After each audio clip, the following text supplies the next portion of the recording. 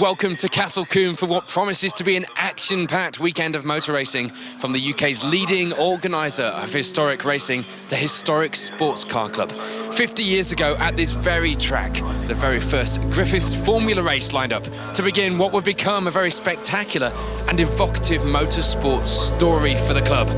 We'll be on the grid later in the show as the HSCC celebrates its anniversary by recreating that original race. They've even managed to secure some of the original cars and drivers as they go back to where it all began. The HSCC is about close and exciting racing with sports, GT, touring cars and single-seaters from the 60s, 70s and 80s. The club's strapline is pure historic racing. Here's why.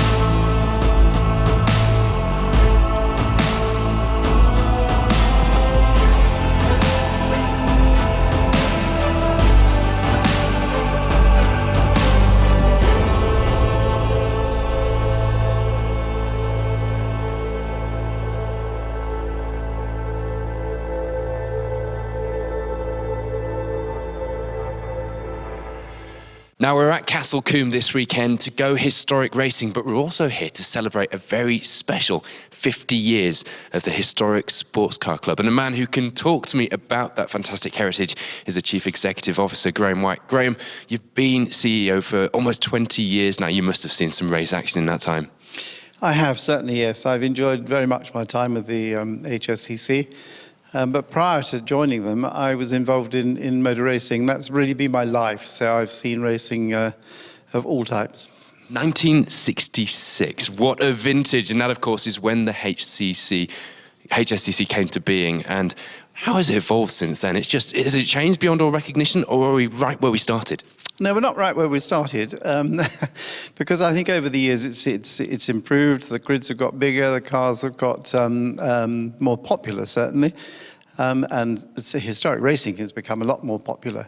But it's lovely to see cars that were even built in 1966 still racing. And of course, this weekend is very special for us because this is where the club started its life. Its first ever race was here in May of '66, and we've gathered, I think, probably 15 or 16 of the original drivers who raced here then, and they're bringing their cars here. And of course, that was pre-55 cars, wasn't it, in that year? Yes, that's right. And we've got cars ranging from GT40s, sat in a paddock, right through to, say, Ray Mallock's U2 car that his father built to get everybody racing. You know, this was an everyman sport, and it still is. The HSCC is committed to the clubman motorsport, isn't it? It is really, yes. Although, of course, we cover all aspects of historic racing. Most of our clubs, or most of our races, are for what we call clubmen, but we do organise the Silverstone Classic and the Donington Festival, which, of course, I think the Classic particularly is, I think, the biggest event, they say, certainly in Europe. It might even be the biggest in the world, because we have over 1,000 competitors there over the weekend. Now, Charles Barter was described to me as the mentor for the road sports category, and I've managed to catch up with him in between qualifying and race. He's got this lovely Datsun you can see behind me. Charles, is that a fair description of your time here? Well, probably. I joined the 70 series probably 20 years ago, so at its inception. Yeah. And I've sort of, over the years, have really tried to develop that series with all the other competitors as well, of course. You can't do these things on your own. And I think we've actually now built a fantastic series, good entry level in certain classes for people to come in. And, of course, cars many of us have used and driven many years ago. So, what I quite like looking around at the paddock for the road sport is the fact that it kind of reflects the classic car market generally, because you've got the starter cars, you've got the 924s, you've got Lotus Lands, which are now very worthwhile classic investments. You've got a full gambit of classic machinery, haven't you? We've got everything that was produced during that period. A full range, all different capacities, as you rightly say. Yes, it reflects exactly the classic car market. And the people that want to buy the classic cars, they can see them here being raced as well. Now, this is the 50th anniversary weekend for the HSCC. You're obviously no stranger to the club and to this particular part of the championship, but to be part of this whole celebration of motor racing as it was pure historic racing, as the club says, that must be something pretty special. Oh, it is very special. I mean, I was very lucky in my youth. My parents dragged me around every race meeting. We used to come here to Castle Combe. We used to be able to go abroad to Monza and places like that. So it's always been in my blood. But to be part of the HSCC and be involved in their anniversary year, and for my sins, I sit on the board as being chairman of the 70s Road Sport Championship. So I've tried to help and assist wherever possible. You know, we're so lucky to have somebody like Graham White heading up this club. It is amazing what that guy does, plus all the other staff in the office as well, of course. First race of the Historic Sports Car Club's 50th anniversary celebrations here at Castle Combe sees the race for the 70s road sports cars, with the lead being taken straight away by the TVR Tuscan of Peter Shaw, followed by the two Lotus, reigning champion Jim Dean in his Lotus Europa and Julian Barter in the Lotus Elan S4's pole position man. Will Leverett with his red Porsche 911 SC falls away, so it's the TVR from the two Lotus initially as they draw away from the pursuing pack. The two 1600cc Lotus Ford twin cam Lotus going side by side there. Jim Dean hanging on to the place for the moment as the TVR head locks up and blows smoke over the two Lotus. Now as they come through Old Paddock, it's the TVR just ahead, using its superior power from its larger engine at this stage to draw away from the Lotus. Now turning into the right-hander coming towards the end of the lap. It is there through camp. Meanwhile, back in the pack, making tremendous progress from the very back of the grid in his Lotus 7 Series 4, Stephen Cook, as spinning out of his way goes the Porsche 924 of Brian Jarvis, no damage done. Meanwhile, the other red Porsche, but the rear-engine car, number 19 of Will Leverett, carries on his way to fourth place. Out front, it is still Peter Shaw leading from the Lotus. Still in second place, Jim Dean. In third place is Julian Barter. Side by side, the Lancia and the TVR, Johan Dennekamp and Mark Oldfield in the Lancia, and the TVR loses it. And spinning in sympathy there, Alan Hersey with the Reliance Scimitar GTE. Back at the front of the field, it's still the TVR Peter Shaw, still blowing out smoke at his pursuers. The order has changed. It's now into second place, Julian Barter. He's got ahead and almost losing it there in his attempt to regain his second place. There is Jim Dean in the Lotus Europa. A well-held moment there.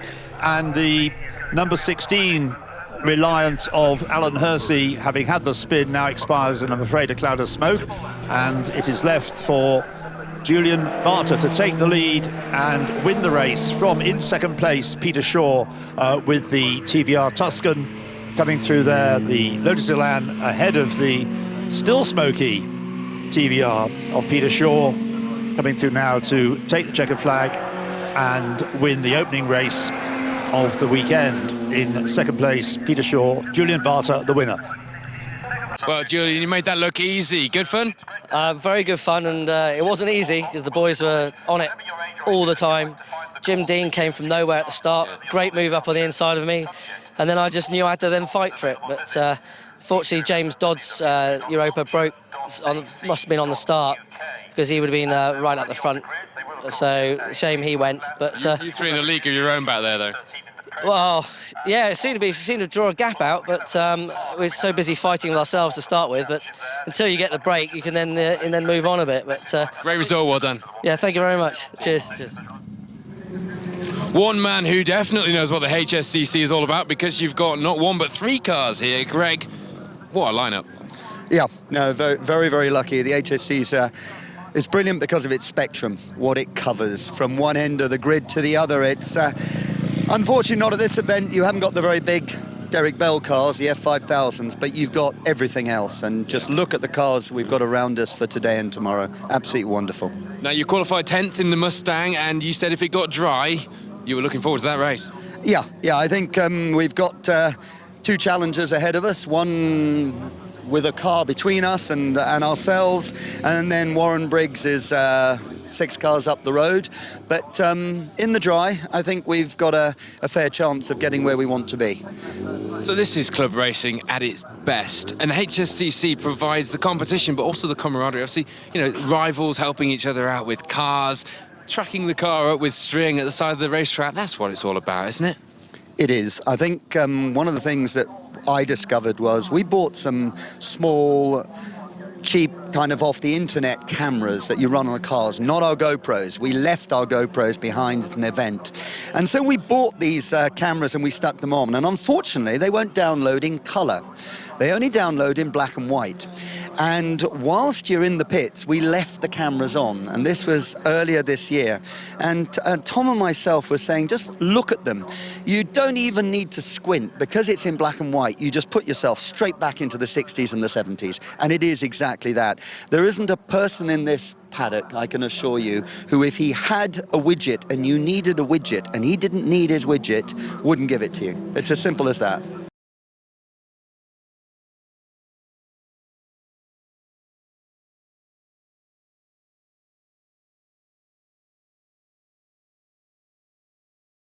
UK racetracks have some of the best facilities in the world for watching motor racing up close, personal and safe. As you can see, the weather is on our side for the 50th anniversary HSCC weekend here at Castle Combe. And here's Ian Titchmarsh with more on-track action. As ever, a large grid for the opening round of the Historic Sports Car Club, Historic Racing Saloon Register by Box Historic Touring Car Championship race leaves the grid and up at the front of the field straight away, using the superior power in the dry conditions that prevail now during the race, is Warren Briggs, the New Zealander, with his Ford Mustang. Another Mustang running a bit wide there through Quarry on the opening lap. But the whole pack in the end safely through, and it's the red Mustang then leading the way from the second place at this stage. Pole position man from the wet qualifying session, Roger Godfrey in his Cooper S, and then the leading rear-engined Singer-Chambois Hillman Imp Brigade. That's the car of Simon Benoit. So the cars stringing out a bit more now with the Ford Mustang of Warren Briggs, not yet threatened by the Lotus Cortinas that we'll see shortly, I think. Yes, there was Chris Sanders in his Lotus Cortina, begin to pick them off, moving up into fourth place. Moving up into second place, a nice move there on the inside going through Quarry, gets ahead of Roger Godfrey. Simon Benoit in the blue Imp there, trading places, but not quite able to retrieve third place. Chris Sanders then in the number 77 Lotus Cortina, local driver, and going very well indeed, pulling away from Roger Godfrey, and there Bob Bullin in the yellow Ford Anglia beginning to make progress as well, which is always a spectacular sight to see. So the bit of a wobble there by the Lotus Cortina coming through camp to complete the lap. So the Chris Sanders Lotus Cortina there, but here's another Cortina having a battle with Bob Bullin's Anglia, and number 66 there, that's John Aville. So coming into tower, the Ford Anglia of Bob Bullin, Roger Godfrey in the Cooper S. As they go through the corner there, you can see just up ahead the second place Lotus Cortina pursuing Warren Briggs in the Ford Mustang. There he is, the immaculately turned out Ford Mustang, which Warren has campaigned for a number of years now with considerable success, coming up to lap in a moment in Alfa Romeo, chased though by Chris Sanders in the Lotus Cortina. So the Mustang leading the way, nicely controlled power slide there through the corner. Warren working away at the wheel as he exits the corner. Now a big one against a little one. Roger Godfrey for the moment anyway, holding off Chris Clarkson in the Ford Falcon. And another of the Lotus Cortinas joining in and making his way through from the very back of the grid, Jimmy Fuller with the Alfa Romeo Julia Sprint. Jimmy having come all the way over from Antigua to race at this event. Meanwhile, Warren Briggs, who doesn't come all the way over from New Zealand to race every weekend, he lives in the UK these days. And we've got there the number 77, Chris Sanders, Lotus Cortina, nicely riding the curbs, but not too much as he comes out of the corner into tower, belching flame, as is its wont, the Ford Mustang of Warren Briggs, on his way to victory and coming up towards the checkered flag with Chris Sanders not that far adrift, in fact, just a handful of seconds behind in second place. Well, Warren, at times you were sharing the same piece of air that Bruce was, but he backed off towards the end. Yeah, I was quite pleased with that because it was getting slipperier and the brakes were getting hot and that, and I was quite pleased he was back a bit, yeah. It was a good gap at the end, though. What a great race. You were really pushing hard. Yeah, I thought I'd push hard at the start because I thought the other Mustangs and the Falcon would come through, and yeah, but it was good. It was great. Tiff, you have driven every conceivable formula of car with success. Why HSCC and why this car? It's my old car. This is the car I started my racing career in. So my racing career sort of died off a bit, and I finished doing European GT3s and a Aston Martin about 5 or 6 years ago, so I didn't have any racing to do. And then the owner of this car that had brought it into England, Dan Collins, who's got a Formula 1 Lotus, he kept on saying, do you want to buy your Lotus back? So eventually I gave in. So I bought it back about 3 years ago. I do about 2 or 3 races a year, and it's wonderful. So it's just a bit of fun for the weekends occasionally. Great bit of history as well with this car, with the Autosport. Was the Autosport competition that you won the car? All the sponsors, that's exactly as the car was presented when I won the competition. All the sponsors of the competition are on the car. So it was the good old days of selling your car to get to the next level, wasn't it? In those days, yeah. I raced this for about 2.5 years, then I sold it off to Austria. It was a bit bent and bitter and twisted when I sold it as well. Nothing like the condition it's in now. And so I thought I'd never see it again, but the rumour came around about 10, 15 years ago that it was in England again. Well, bits of it were in England, and it got rebuilt, and it's now back with its original owner 45 years later.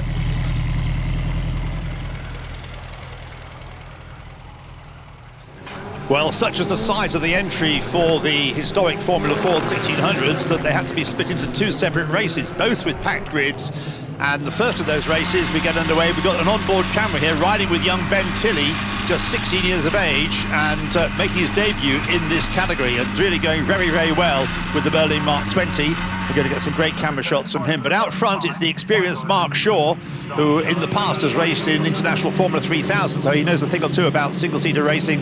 And Mark Shaw it is from another very experienced driver, although only having his second ever historic Formula 4 1600 race, and that's Dan Eagling, with a lot of experience in Clubman sports cars and British GT and so on.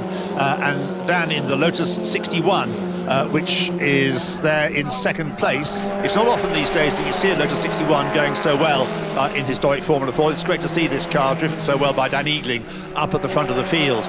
But at the moment, Mark Shaw has been passed by Dan Eagling, so Dan has the lead now. In third place is James Buckton in the Eldon Mark 8, and there you see Blue Lola, number 17, the only retirement in the race. Brian Morris with mechanical problems, but Dan Eagling continuing to lead in the Lotus, the wedge-shaped Lotus 61, and pursued by the bunched-up pack headed by Mark Shaw in the Merlin Mark 20.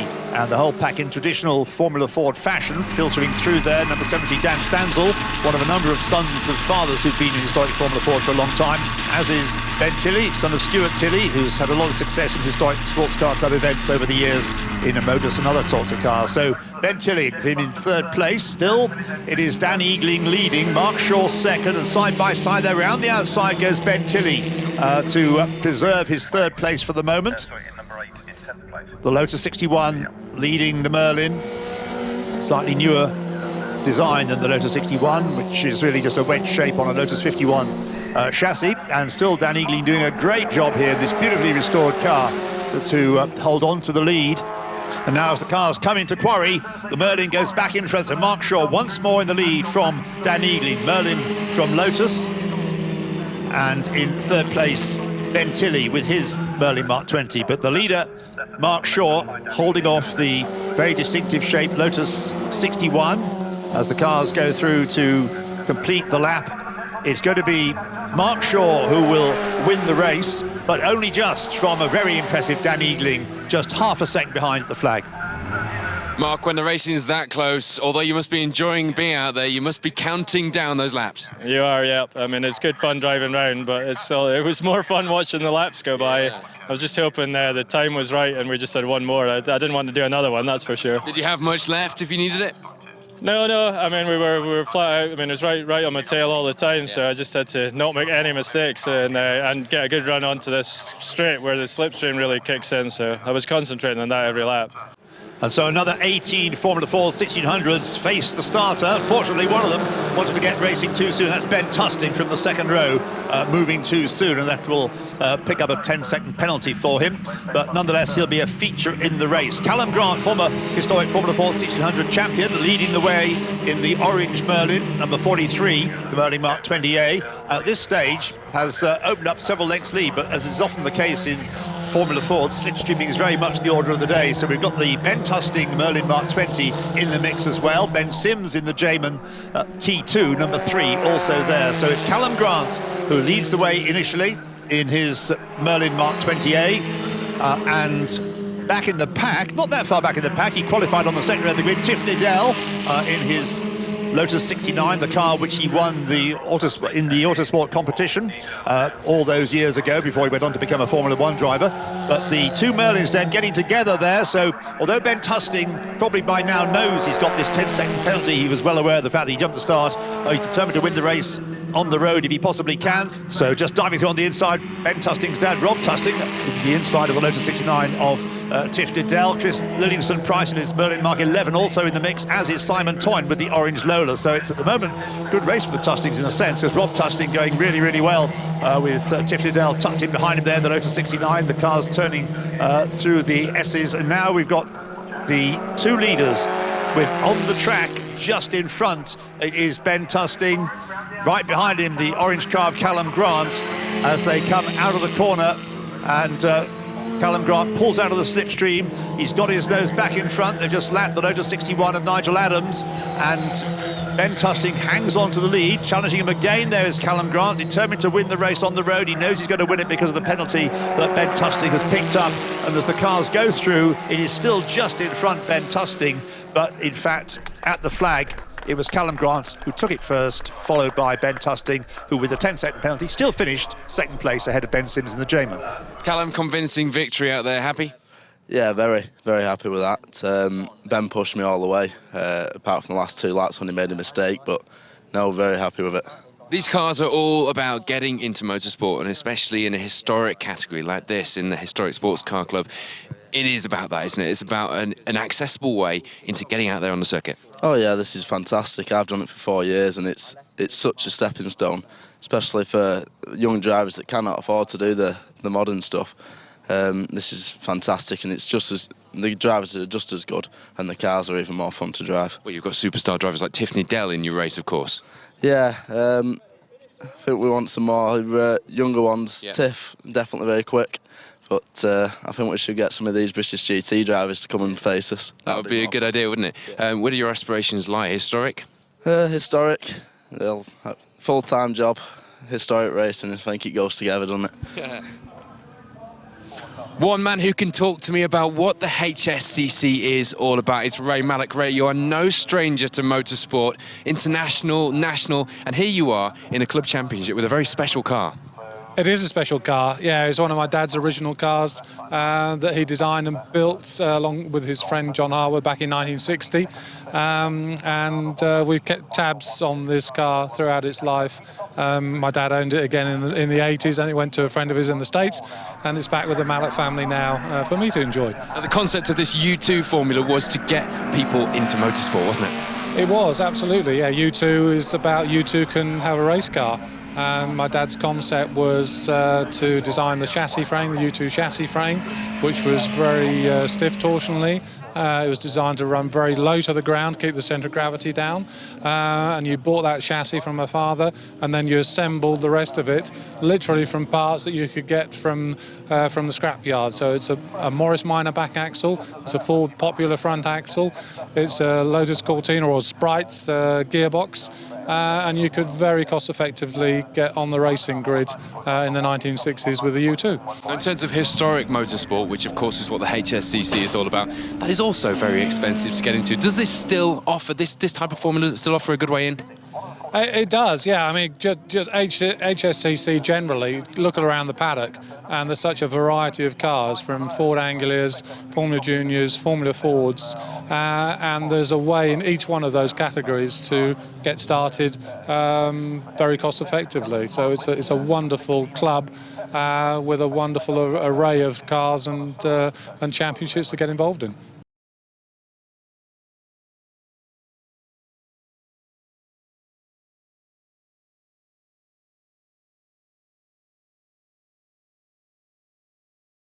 One of the big highlights of this weekend, the 50th anniversary of the HSCC Sports Car Club, is this recreation of the original 1966 grid here at Castle Combe. This is where it all started. D-Type Jaguars, Lotus, Bristols here. We've got Fraser Nashes.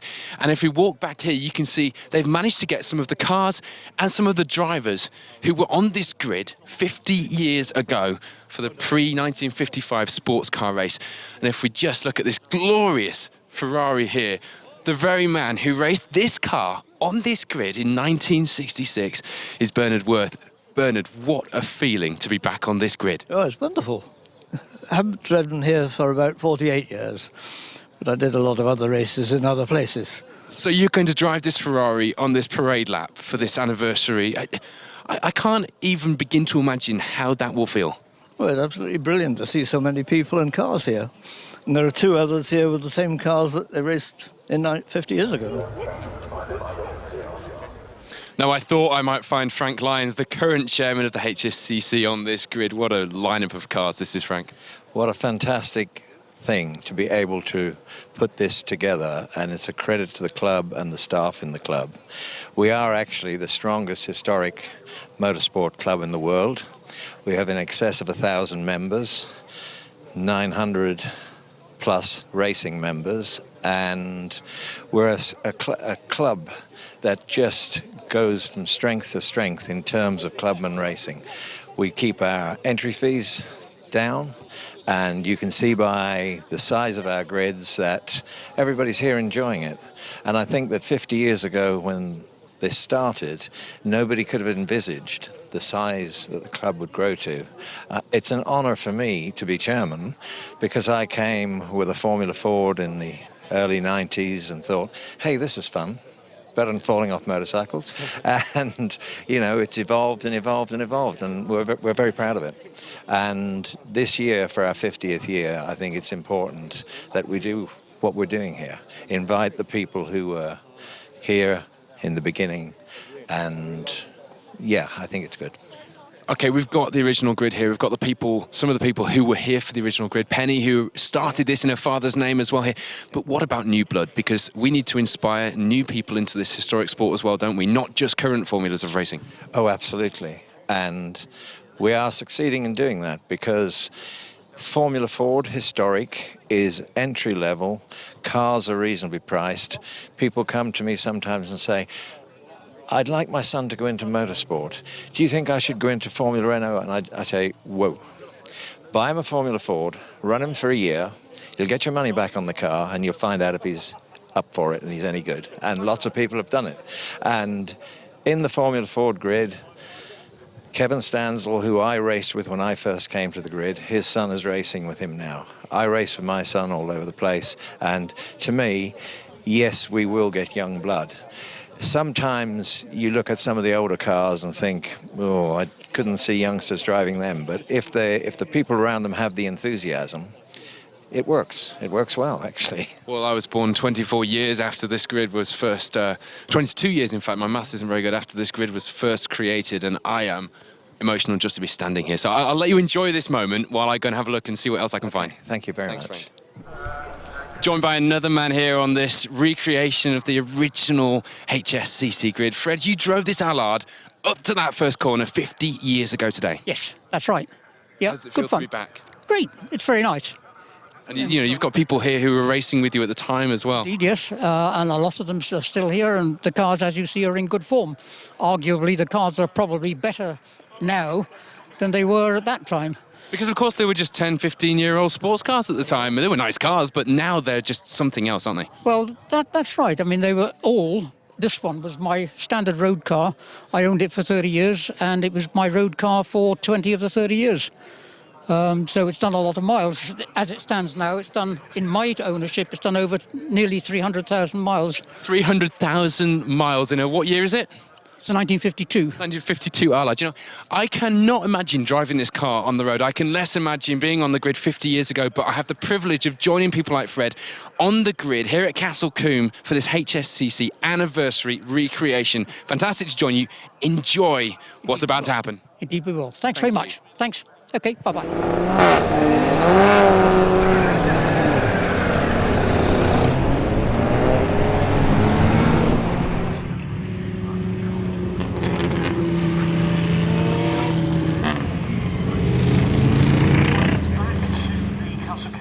As the action continues here at Combe for the HSCC 50th anniversary weekend, the pit lane is nice and quiet, but that is all set to change next with the Guards Trophy race, which includes a mandatory pit stop and driver change.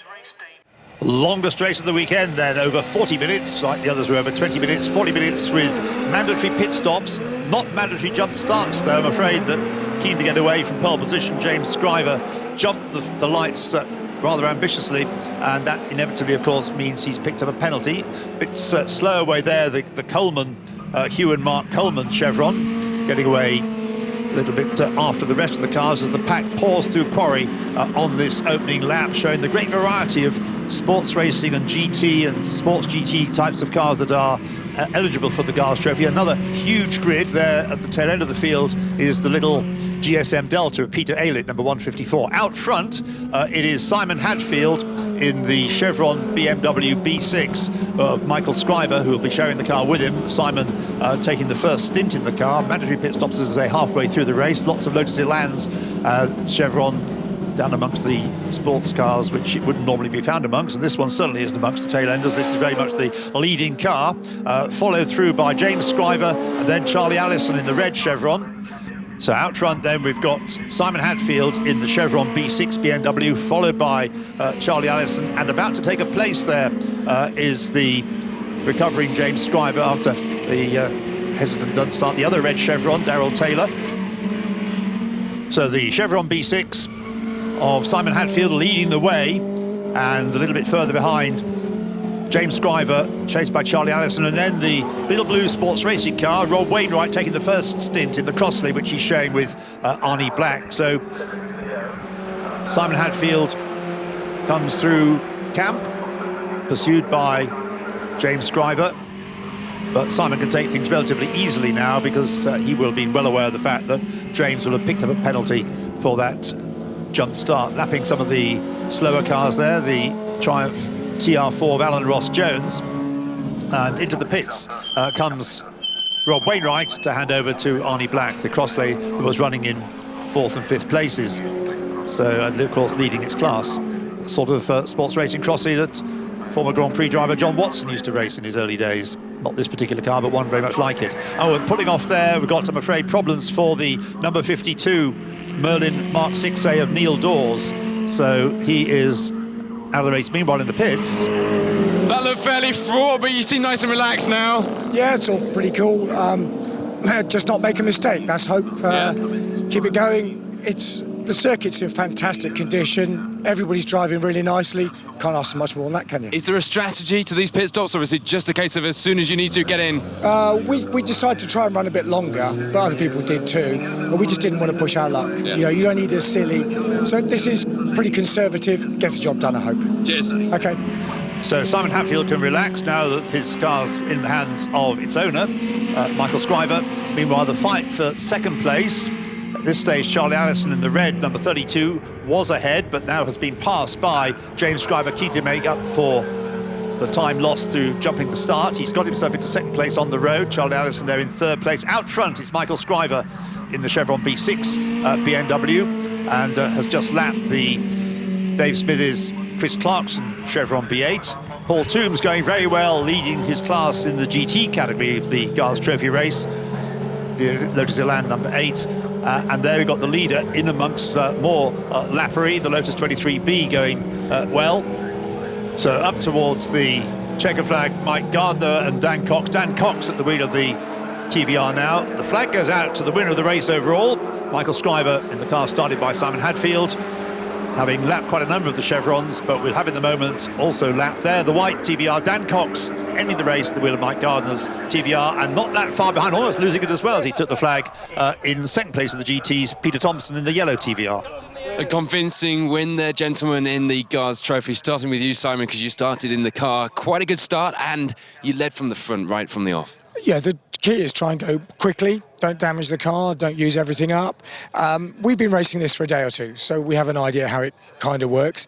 And Martin O'Connell's not here, so it's a lot easier. Yeah. But you did have a good gap coming into a few laps into the race, so when you handed over to Michael, you had a certain job to do, and you weren't even sure when you came in if you'd quite managed to do it. No, but we have always had a the system where Simon goes out, normally hits somebody, and then brings the wreck back to me to finish the race with. And it's always worked up until now. So it threw you off guard, actually, having a car that was ready to go back out as soon as it came in. Came back in one piece. Unbelievable. Well, it's in one piece now, and it is the winner of this race. Gars Trophy, highlight of the weekend, the flagship championship for the HSCC. And this is the 50th anniversary, so what a weekend to be winning this race. It is, because it was 35 years, and 2 weeks ago, Michael and I started racing in the HSCC with LYONS. And pretty much every year since then, one way or another, we've done something. We've won some championships along the way. It's a privilege to be here, and the HSCC, I think, is by the competitor, for the competitor. It's unparalleled motorsport. Ben, one of the things we've talked about with these cars this weekend is the fact that this is the accessible way into historic racing, isn't it? Absolutely. I mean, value for money, you can't beat it. You really can't. And for the sort of racing that you get involved with, it's so close. And these guys are they're all good mates. So we all go out, we have a great time. And the cars only go up in value. So it's just, it ticks all the boxes, yeah? And the camaraderie, talking about you all being mates but rivals as well. Your car was brought here this weekend. You hired somebody's car for a start because one of yours wasn't ready, and somebody brought one of your cars along, one of your rivals. Absolutely that, yeah. I mean, Will Nuttall was good enough. I had a bit of a disaster, and we got problems with the van and all sorts of other issues, which meant I couldn't bring both cars. I raced in the Ford 2000 as well. And Will Nuttall jumped straight in, said, yeah, I'll take it for you, mate, no problem. So, you know, fantastic. It's what it's all about, you know. You're fighting on track, and yet he's bringing your car to the circuit for you. Absolutely that, yeah. I mean, it's what it's all about. These guys, everybody just chips in. If you have a problem, they're there. They're straight the way, and they're sorting out the problems with you and helping you out, and it's what it's all about. That's why we do it. Nice big sign in front of me as well. If you do fancy getting involved in the historic Formula Ford Championship, this one is for sale. It absolutely is. Have a good weekend. Brilliant. Thank you very much.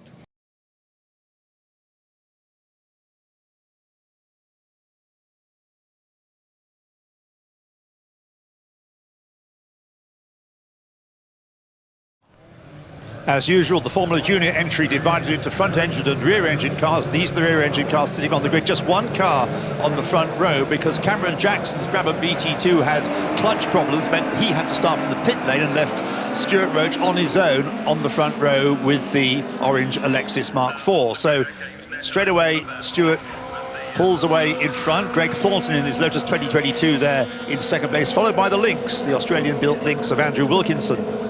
Crispin Besley in the middle of the pack there with his Cooper T56 and the whole pack pouring through, but none able to live with Stuart Roach at this stage. In fact, he's building on his lead. He's raced this car successfully over the years. The 1962 Alexis Formula Junior car, the ex-John Ampt car, turning through, followed by the Lotus 2022. And there in the middle of the pack, we saw the white and blue Brabham BT2 of Cameron Jackson, which had qualified on the front of the grid, had to start from the pit lane and was now making progress through the pack. There it is again, the Cooper there, the red Cooper, followed by now the Cooper T59 of Chris Merrick, and he's having a great little battle there with a similarly coloured car, the Kieft of Peter Mullin. Cameron Jackson going round the outside there of an opposite lock-in Greg Thornton and taking the place, and followed by the Lightning Envoyette of Alex Morton. So out front, the Alexis still leads, but the race then had to be stopped and restarted. In second place before the stoppage, Cameron Jackson now having got ahead of Greg Thornton. Greg Thornton hanging on, a lot of understeer there, the Lotus 2022, as he tries to best to hang on to the Brabham of Cameron Jackson. Cameron now in the lead after the restart, with Stuart Roach having to pull off with a battery problem with the Alexis, and so that leaves Cameron out front, but the clutch problems began to rear their ugly head again, with the result that in the closing stages, Greg Thornton was able to close up once more. There we see the Lotus 20, number 63 of Lane Martin. And there's Cameron Jackson with Greg Thornton closing up in the closing stages as they come up towards the checker flag, lapping one or two slower cars in the process. In fact, that back marker getting in the way of a rather frustrated Greg Thornton. So he has to settle for second place, and an excellent drive in the course of the two-part race by Cameron Jackson to take the win in the Brabham BT2. Cameron, you didn't have that easy, did you? No, it was quite hard work. We had a sticking clutch bearing in the pits, so we had to start from the pit lane, then we were coming through, and I think we got up to about 6th. Then we had the red flag. Someone went off in front of me and ended up in the wall. So I tried first gear again on the grid, and it seemed to be okay, but a little bit sticky, so I had to really pick the revs up. And then it didn't get away in first on the start. I got away in second because I couldn't get into first when the lights came on, so I slipped back again. Sort of picked my way through over the first couple of laps into second, and then the guy who was leading, unfortunately, he obviously had a mechanical issue, so felt really bad for him. But then we got into the lead, and I was just sort of backed off a bit because we had a bit of a lead, and then again couldn't get into third gear, accidentally stuck it in 5th coming out of the second chicane, lost the lead, and then managed to get him back just before the end. So relieved. All very James Hunt, but this weekend is 50th anniversary weekend. Great to be racing today. Yeah, absolutely. It's we're new to the championship. We did one last year. We've done a lot of work to the car over winter, and it seems to be performing really well. And yeah, it's great to be here. It's a really good race. Now, someone else who can talk to me about what the HSCC is all about is the former chairman of the club, Chris Sharples. Chris, you sat here in your race cars. It's the lowest interview we'll do today. Up until the beginning of last year, you were chairman for 9 years. I was, yes. Loved every minute of it. Loved every minute of it, because it's a fabulous club. And it's just, I think it's just tremendous that they're celebrating 50 years here. And the club was set up back in '66 to try and protect cars which were being bastardised, which were being sent off to the United States. I notice on the grid here that 11 of the original cars are still here. I've got a feeling we've actually done a good job.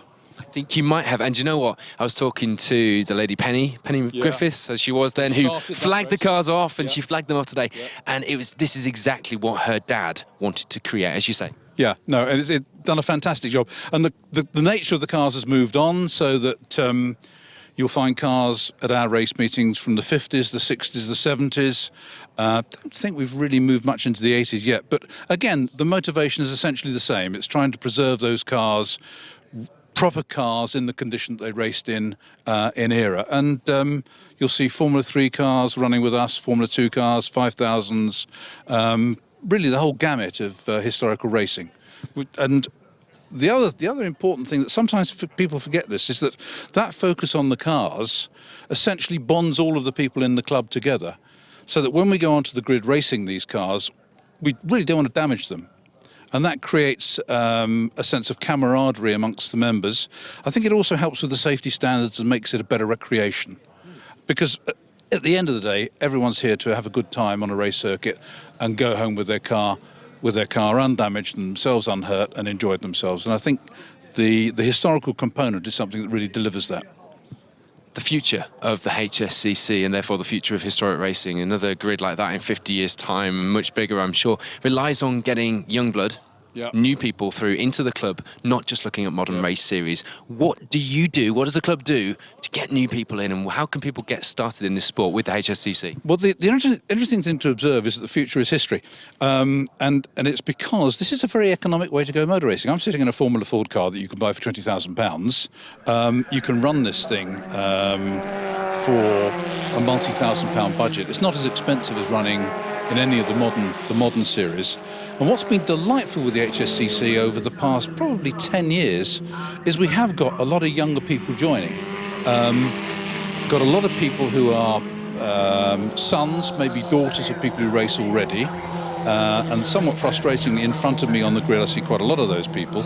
But we've also found that we've had people coming across probably in their 30s and 40s who've been running in Caterham, Radical, those sorts of modern series where they've been paying a huge amount of money and not having as much fun as they can have in one of these cars. And why I say the future is history is that the big component in historical racing, which is totally different from that in modern racing, is your car never becomes 1 year old. It starts 40 or 50 years old. You will end up selling your car for more money than you bought it, or at least the same. If you take that out of the commercial equivalent of a Radical or a Caterham, whatever, they start to look very expensive. This starts to look very, very cheap. So I think really the future is history. Rounding off the whole weekend's racing then was a combined race for the historic Formula Ford 2000 cars and also for the classic racing cars. Two separate grids, the historic Formula Ford 2000 cars setting off first. The senior category of Formula Ford with the 2-litre engines and wings and slicks category, and former champion Nelson Rowe led the way to begin with, but then Andrew Park has taken the lead in the white car all the way down from Cumbria. Andrew Park, a long trip to Castle Combe, and determined to make his trip worthwhile. So Andrew in the white Reynard number 27 leading the way at the moment, and then side by side some great racing going on there between Ben Sims and Nelson Rowe as the pack pours through. Very pretty little cars, these Formula Ford 2000s. It's a category that's really picked up momentum in the last few years. So Nelson Rowe in the blue car, having a look to find a way past the leader, but Andrew Park not making life easy for him. Then the Spax car, Ben Sims in the yellow Reynard. The three of them then very much battling for the lead. Slipstreaming is possible in these cars, despite the fact they have wings and slick tyres. And very, very close racing, very much the order of the day. So it's still the white car of Andrew Park that leads the way as Nelson Rowe fends off the challenge of another former champion, Ben Sims, their nose to tail, and a spin there. Very unusual to see somebody like Nelson Rowe have a spin, but he was having gear selection difficulty, so drives across the grass back onto the track. And does that make life easier? Yes, it probably does make life easier for Andrew Park. Ben Sims in second place. And in the lead, there's Andy Jarvis in the leading classic racing car, but a lap down. They did start behind the historic Formula Ford 2000 cars anyway. So the leader, Andrew Park, on his way to victory. Slippery surface flag out there, but no problems with the track surface as far as Andrew Park is concerned, and comes up to the checkered flag.